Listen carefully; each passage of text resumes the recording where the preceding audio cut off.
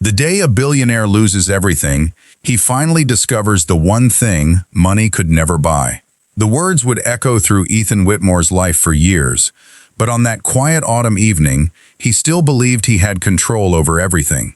At 39 years old, Ethan was the man whose name appeared on the tallest buildings in Manhattan, whose decisions moved millions of dollars across the country, and whose company, Whitmore Capital Group, had become a symbol of ambition and success.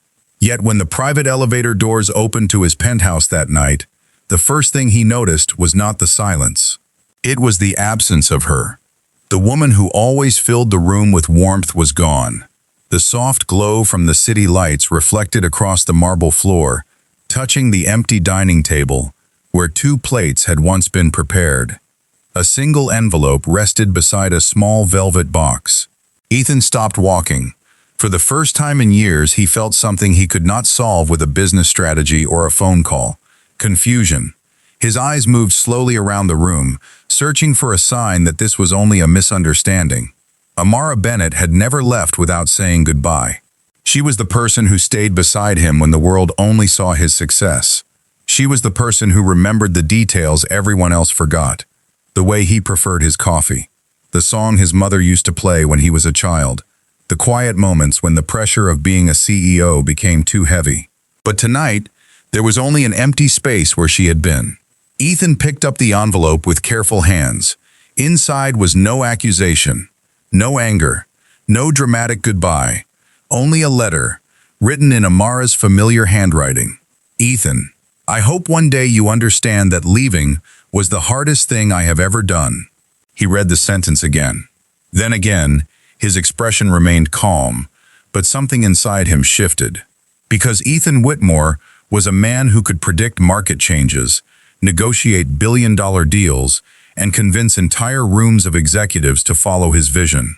But he had failed to notice the one person slowly slipping away from him. 3 weeks earlier, Amara had stood in that same penthouse, looking out over the Manhattan skyline, while holding a decision that would change both of their lives forever. She had waited for Ethan to come home. She had waited to tell him everything. But another late-night meeting, another company emergency, another promise that tomorrow would be different had taken his place once again.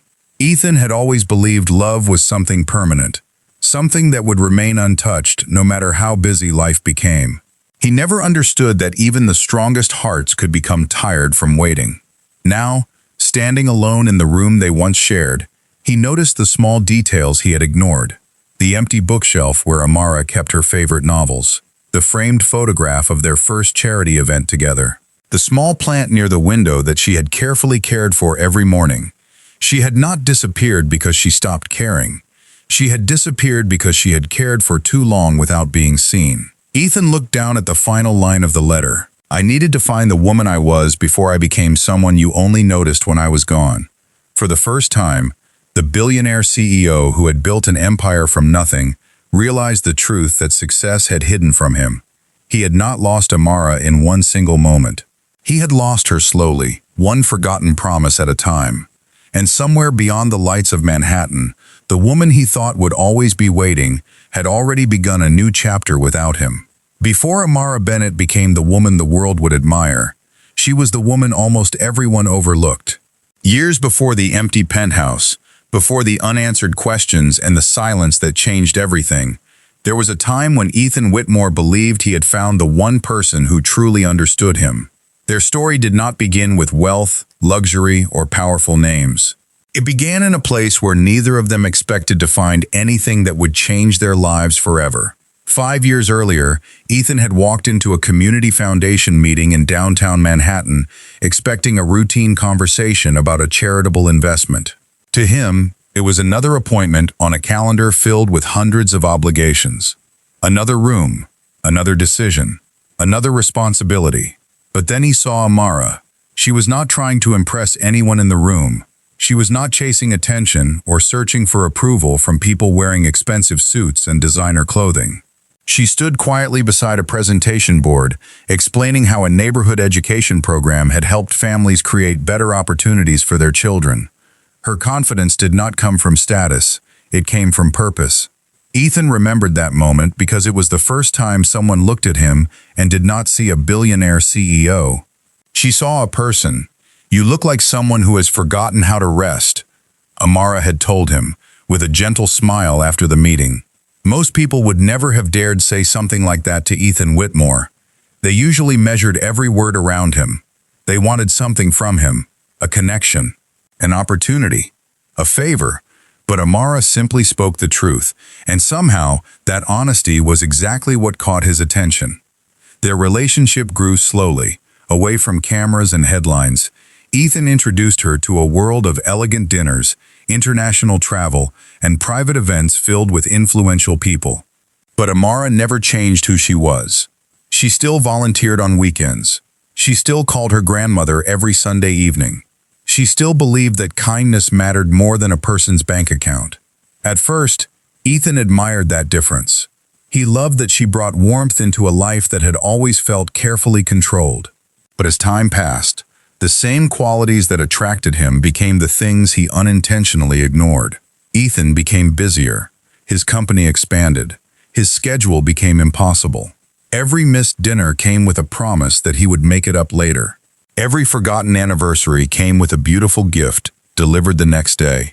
He believed he was showing love in the only way he knew how, by providing, by protecting, by building a future.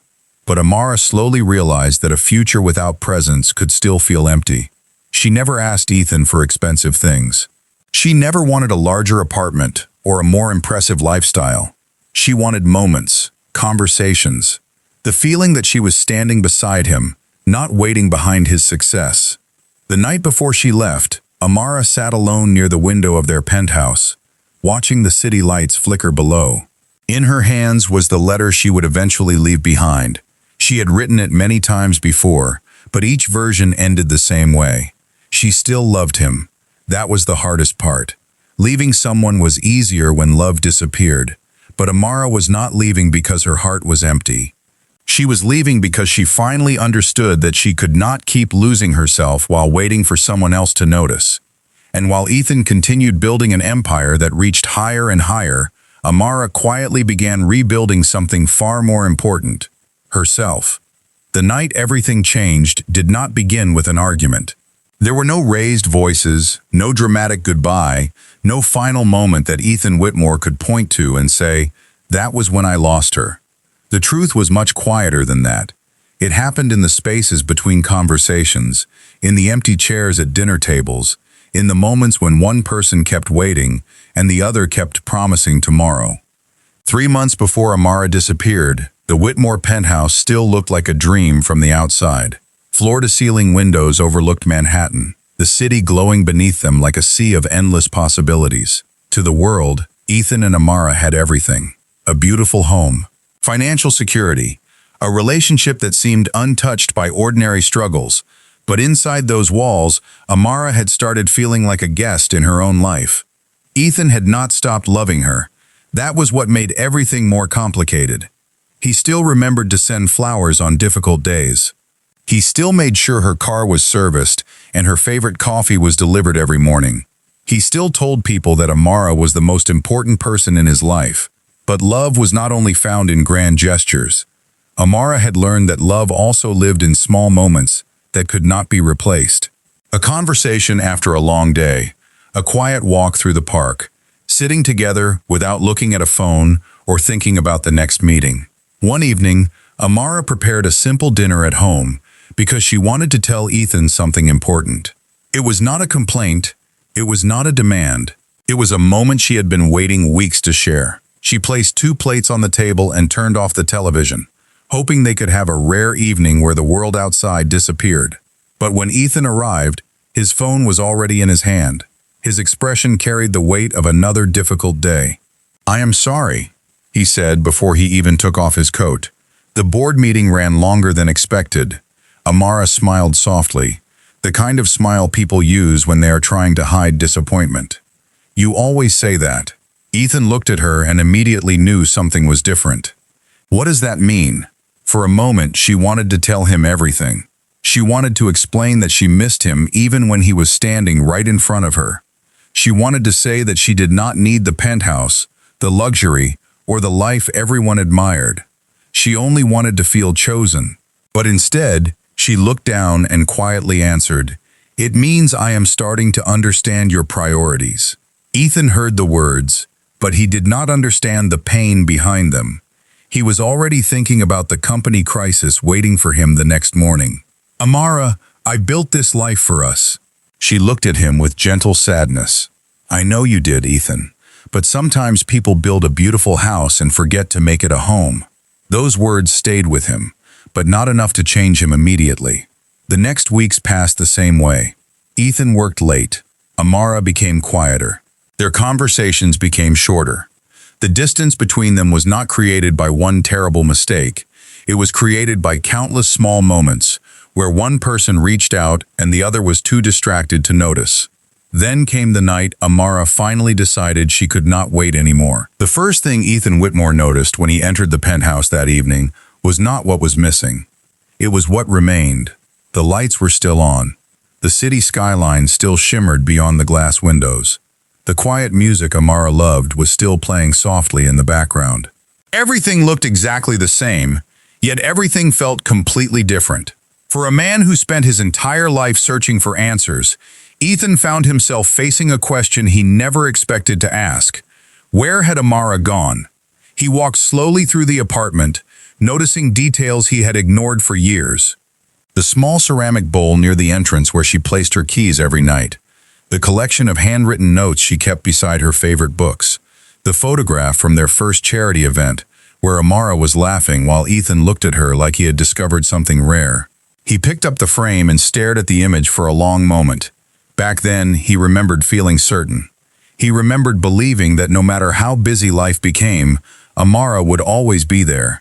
But now, standing in the same room without her, certainty felt like a fragile illusion. Ethan returned to the table where he had found the letter. The paper was still there, perfectly placed, almost as if Amara had carefully arranged every detail, because she knew this moment would matter. He read every word again, searching for hidden anger, hidden blame, anything that would make losing her easier to understand. But there was nothing, only honesty, only sadness, only a woman who had reached the point where staying hurt more than leaving. His phone remained silent. No missed calls, no messages, no explanation. Ethan picked up his phone and hesitated before calling her number. The familiar sound rang through the empty apartment. Once, twice, 3 times. Then it went to voicemail.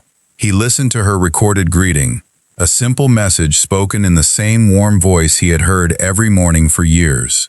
For the first time, that ordinary sound felt priceless. "Amara," he said after the tone, his voice quieter than usual. "It is me. Please call me when you can." He stopped before saying anything else, because for once, he did not know what to say. A billionaire who could negotiate with investors and lead thousands of employees suddenly had no words for the one person who mattered most. The next morning, Ethan arrived at Whitmore Capital Group as usual. His tailored suit was perfect. His schedule was full. His team waited for decisions. To everyone around him, he looked exactly the same. But those closest to him noticed something different. His assistant, Claire Morgan, had worked with Ethan for 7 years. She had seen him during business challenges, company expansions, and difficult negotiations, but she had never seen him look lost. "Mr. Whitmore," she said carefully, placing the morning reports on his desk. "Is everything all right?" Ethan looked toward the window overlooking Manhattan. For years, he had viewed the city as something he conquered. That morning, it looked different. "I thought I knew what mattered," he finally said. Claire remained silent, understanding that this was not a conversation about business. Ethan spent the next several days searching for answers. He contacted friends. He reviewed old messages. He visited places that held memories of Amara. But the more he looked, the more he realized something painful. There had never been one moment when Amara stopped loving him. There had only been countless moments when he failed to show her that he loved her. And somewhere beyond the city he called home, Amara Bennett was beginning a life Ethan knew nothing about. A life built not from anger, but from the quiet decision to finally choose herself. 5 years had passed since Amara Bennett walked away from the life she once shared with Ethan Whitmore. 5 years filled with changes that no one in Manhattan expected. While Ethan continued expanding his company across the country, building new partnerships and increasing his fortune, Amara quietly built something entirely different. She built a life that belonged to her. In a small office overlooking the streets of Brooklyn, Amara stood beside a wall covered with photographs and handwritten notes from families whose lives had been changed through her work. The room was not decorated with expensive artwork or luxury furniture. It was filled with stories. Stories of students who received opportunities they never thought possible. Stories of families who found support during difficult seasons. Stories that reminded Amara why she had chosen this path. The Bennett Foundation had started as a small community project, but over the years, it had become one of the most respected nonprofit organizations in New York. Newspapers called Amara a visionary leader. Business magazines described her as one of the most influential voices in social development. But those titles never mattered as much to her as the people she helped. She had not built this foundation to prove anything to Ethan. She had built it because she needed to remember who she was before she became someone waiting for another person to notice her. On a cool autumn morning, Amara prepared for the foundation's annual charity event. It was one of the biggest evenings of the year, bringing together leaders, entrepreneurs, and community advocates from across the country. She carefully reviewed the final details, making sure every scholarship recipient and every family guest felt welcomed. To everyone around her, Amara appeared confident and peaceful. But there were still moments when memories returned unexpectedly. A familiar song, a quiet evening, a place they once visited together. Healing had not meant forgetting. It had meant learning how to carry the past without allowing it to control the future. Across the city, Ethan Whitmore sat in his office, looking at an invitation placed on his desk. The name on the card immediately caught his attention. Bennett Foundation Annual Gala. For several seconds, he simply stared at the words. He had heard the name before. Everyone in his world had. The foundation's recent success had become impossible to ignore. But he never imagined the woman behind it was Amara. His assistant had mentioned the event earlier that morning. The founder has become very respected in the philanthropic community, Claire Morgan said. She built something remarkable. Ethan looked at the invitation again. Something inside him felt strangely familiar, though he could not explain why. He had spent 5 years trying to understand the woman who left him. He had searched through memories, conversations, and unanswered questions. Yet somehow, the person Amara had become existed beyond everything he knew. That evening, the Grand Madison Hotel prepared its ballroom for the annual celebration. Crystal lights reflected across the room as guests arrived wearing elegant evening attire. Investors, celebrities, and community leaders gathered to support the foundation's mission. Then the doors opened. Amara entered the room. She was no longer the woman Ethan remembered sitting quietly beside him, hoping to be heard. She walked with confidence, earned through experience. She carried herself with a calm strength that came from knowing her own worth, and across the crowded ballroom, Ethan Whitmore saw her for the first time in 5 years. The woman he had lost was standing in front of him, but the most painful realization was not that she had changed. It was that she had become extraordinary even without him. The room became quieter the moment Ethan Whitmore saw Amara Bennett standing beneath the golden lights of the Grand Madison Hotel. For 5 years, he had imagined this moment in countless ways. Sometimes he imagined anger in her eyes. Sometimes he imagined disappointment. Sometimes he imagined that she would look at him and remember the love they once shared. But the woman standing across the ballroom was different from every memory he carried. Amara was calm, confident, complete. She did not look like someone who had spent years waiting for someone to return. She looked like someone who had finally found herself. Ethan remained still as conversations continued around him. People greeted Amara with respect. Leaders from different industries approached her, congratulating her on the foundation's achievements. He watched as she listened to each person with the same kindness he remembered.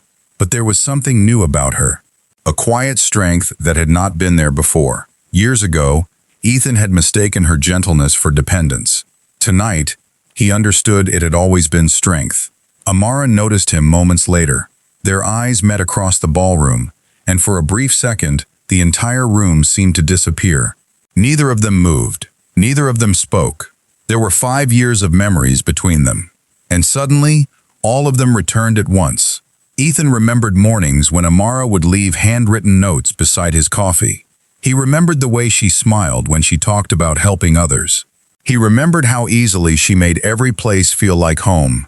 But he also remembered the moments he wished he could change.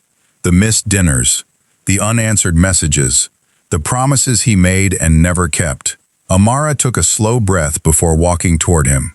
Her expression was polite, but Ethan could see the distance between them, a distance he had created. "Amara," he said softly. Hearing her name from his voice seemed to bring back a lifetime of emotions. "Ethan." Her voice was calm, not cold, not angry. Somehow that made it harder. "I heard about the foundation," Ethan said. "You built something incredible." Amara gave a small smile. "Thank you." There was a time when Ethan would have expected more. He would have expected warmth. He would have expected her to make him feel forgiven. But he was beginning to understand that forgiveness was not something he could demand. It was something someone chose to give. "I did not know you were behind it," he admitted. The morning after the charity gala, Ethan Whitmore arrived at his office earlier than anyone expected. The city was still waking beneath the pale morning light, but Ethan had already been sitting behind his desk for nearly an hour, staring at a single question written in his mind. What had he never known about Amara? For years, he had convinced himself that her departure was a choice, a decision she made because she wanted a different life. But after seeing her again, after seeing the peace in her eyes and the purpose she carried, he realized he had only understood half of the story. Ethan opened the drawer where he kept old documents from the years before. Business contracts, company reports, important papers that represented the life he had built. But among them was something completely different. A small envelope containing photographs from the early days of their relationship. He rarely looked at them anymore. Not because they meant nothing, but because they meant too much. In one photograph, Amara was standing beside him at a community event, holding a cup of coffee and laughing at something he had said. Ethan remembered that day clearly. He had arrived late because of a business meeting. Amara had waited almost an hour. When he finally arrived, she did not complain. She simply smiled and said, "I am glad you came." At the time, Ethan thought that was proof of how understanding she was. Now he wondered how many times she had been disappointed, but chose kindness instead. He spent the afternoon searching through old records, not as a CEO looking for information, but as a man trying to understand the person he had lost. That was when he noticed something unusual. 5 years ago, shortly before Amara left, there were several medical appointments listed under her name. Ethan stopped. He looked at the dates again. They matched the exact period when their relationship began falling apart. A strange feeling moved through him. Confusion, concern, regret. He immediately contacted Claire Morgan, asking her to help organize the information. A few hours later, she returned with a quiet expression. "Ethan, I found something," she said carefully, "but I do not know if you are ready to hear it." Ethan looked at her. "Tell me." Claire placed a folder on the desk. Inside were records, showing that Amara had been receiving medical care during the months before she left. Nothing dangerous, nothing that suggested the worst, but enough to explain why she had been carrying a burden alone. Ethan read through the documents slowly. His hands remained still, but his expression changed. Amara had been facing uncertainty. She had been making difficult decisions. And during that time, Ethan had been consumed by work, believing that providing a comfortable life was the same as being present.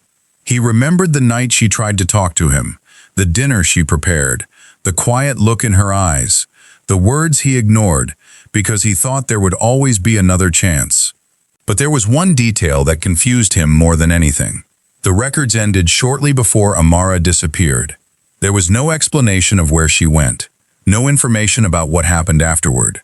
Only a note from a physician mentioning that Amara had chosen to continue her journey privately. Ethan leaned back in his chair, feeling the weight of everything he had missed.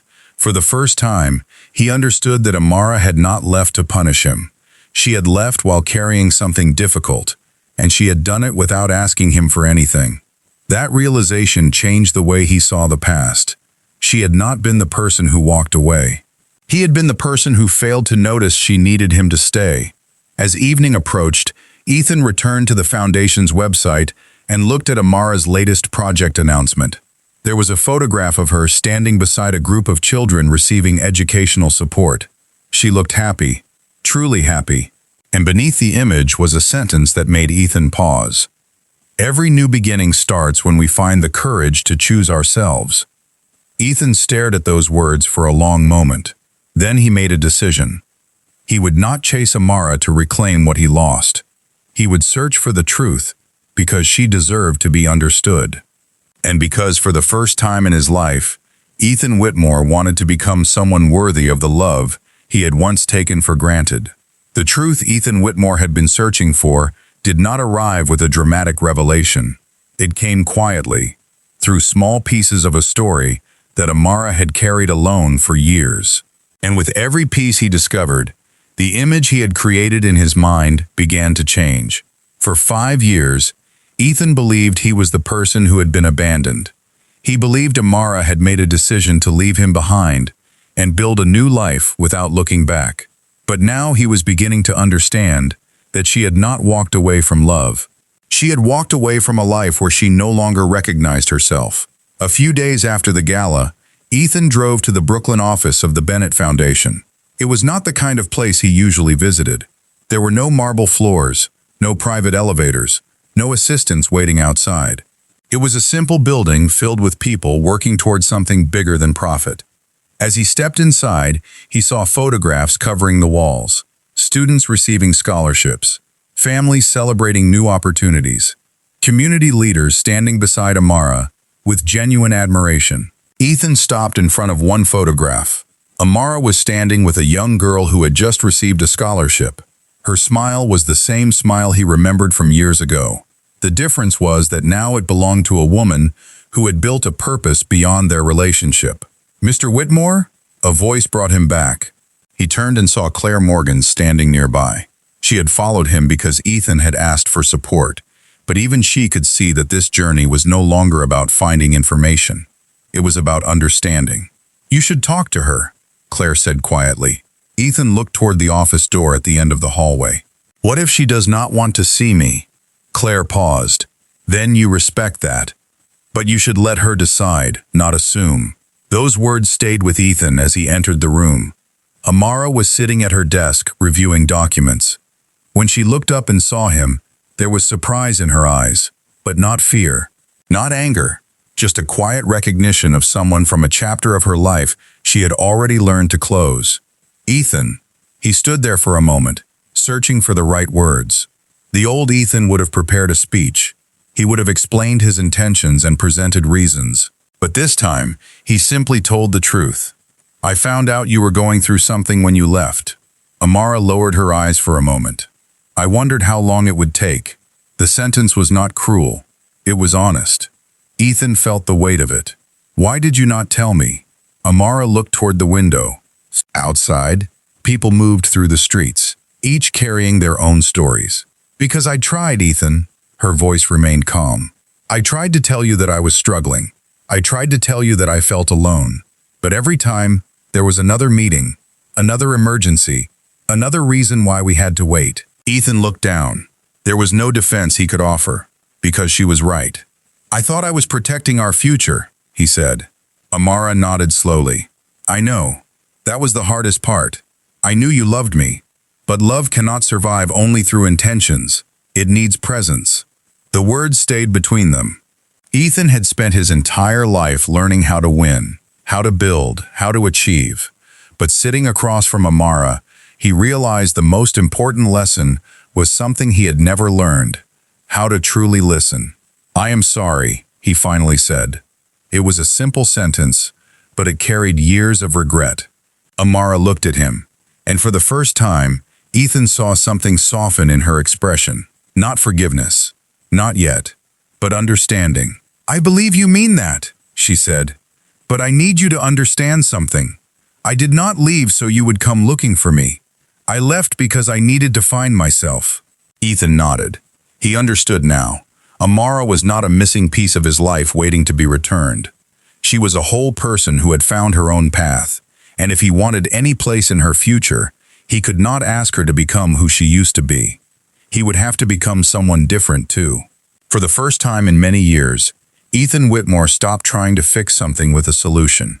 He stopped searching for the perfect words, the perfect gesture, or the perfect moment that could erase the years between him and Amara. He finally understood that some things were not repaired by grand promises. They were rebuilt through patience, honesty, and consistent actions. The weeks that followed were different from anything Ethan had ever experienced. He did not arrive at the Bennett Foundation with expensive gifts or offers of financial support. He arrived with something much harder for him to give: his time. At first, Amara remained cautious. She had spent too many years learning how to stand on her own to suddenly depend on someone again. But she noticed the changes. Ethan began listening before speaking. He asked questions without expecting immediate answers. He showed up when he said he would. Small things that once seemed ordinary became the very things that proved he was becoming someone different. One afternoon, Ethan joined a foundation event where volunteers were helping students prepare for college applications. He watched Amara move through the room, encouraging everyone around her. She remembered every student's name. She noticed when someone felt nervous. She celebrated every achievement as if it were her own. Ethan stood quietly in the background, realizing that this was the woman he had always admired, but had not fully understood. Amara had never needed him to save her.